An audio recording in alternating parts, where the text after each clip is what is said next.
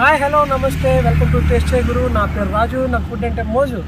రాత్రి భోజనం చేయకుండా పడుకోవడం వల్ల ఏమో కానీ తెగ ఆకలేస్తుందండి. అందుకే పొద్దున్న 4 గంటలకే లేచి టిఫిన్ చేసేద్దామని బయలుదేరిపోయాను.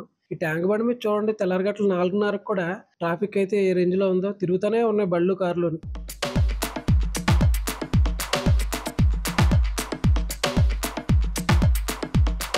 చలి అయితే ఎరగదీసేస్తుంది. ఈ రాయి ఎందుకు గాల్లో నిలబడింది అంటారు? మేబీ చలికంటారా? మొత్తానికి ఎక్కడికి వెళ్తున్నానో చెప్పలేదు కదా. నేనైతే రామ్‌కి బండి వెళ్తున్నానండి. రామ్‌కి బండి పొద్దున్నే టిఫిన్ అయితే బాగుంటుందట, చాలా మంది చెప్పారు. నేను ఇది ఫస్ట్ టైం ట్రై చేయడం. అంటే రామ్‌కి బండిలో స్పెషల్ టిఫిన్స్ చాలా ఉంటాయని చాలా సార్లు విన్నాను. చాలా మంది వీడియోలు చేశారు. కాకపోతే నేను ఫస్ట్ టైం ట్రై చేస్తున్నాను. ఇంతకుముందు ఈ బండి మెయిన్ రోడ్ పిల్లర్ కిందే ఉండేదండి. కానీ ఇప్పుడు ఈ సందులోకి అయితే మార్చారట. నేను వచ్చే టైంకి షట్టర్ అయితే క్లోజ్ చేసి ఉంది.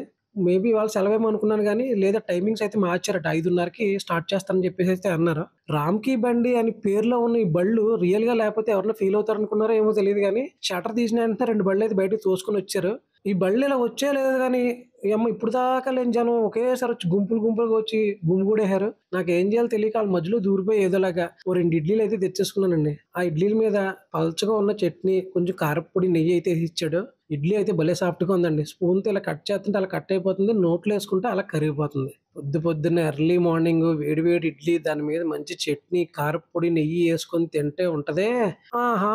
అనరు గానీ, అద్భుతంగా ఉందని మాత్రం ఖచ్చితంగా అంటారు. కారప్పొడి, ఇడ్లీ, నెయ్యి, దీని మీద చట్నీ. అలా ఎగబడుతున్నారంటే అర్థం ఇదే.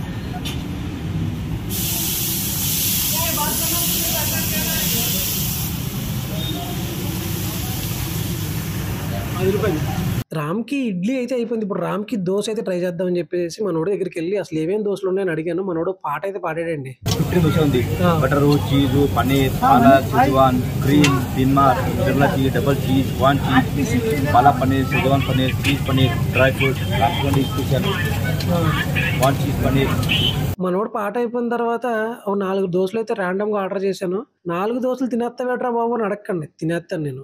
దోస సైజ్ చూసారా ఎంత చిన్నగా ఉందో. ఫస్ట్ పన్నీర్ దోస అయితే ట్రై చేశానండి. ఈ పన్నీర్ దోస మీద వీళ్ళు వాడే మసాలాలు, పౌడర్‌లు, బటరు, ఘీ, పన్నీరు చాలా క్వాలిటీగా అయితే ఉన్నాయి.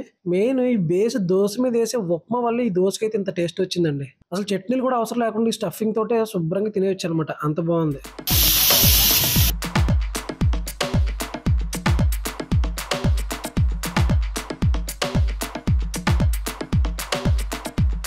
వీళ్ళ దగ్గర ఇంకా చాలా రకాల దోసలు ఉన్నాయండి బాబు. Pasta dosa, butter dosa, cheese dosa, paneer dosa, palak dosa, ghee dosa, dry fruit dosa, రామ్‌కి స్పెషల్ దోస, ఇలా చాలా రకాలైతే ఉన్నాయి. ఏ దోస తీసుకున్నా సరే నెయ్యితో స్నానం, బటర్‌తో బాడీ మసాజ్ మాత్రం ఖచ్చితంగా ఉంటది. ఏమీ లేకుండా ఇంతమంది అయితే ఎగబడరు కదా. రేట్ కొంచెం ఎక్కువ అనిపించినా టేస్ట్ మాత్రం అదిరిపోయింది.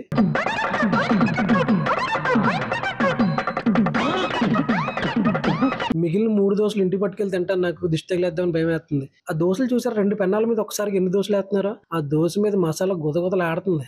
అబ్బా!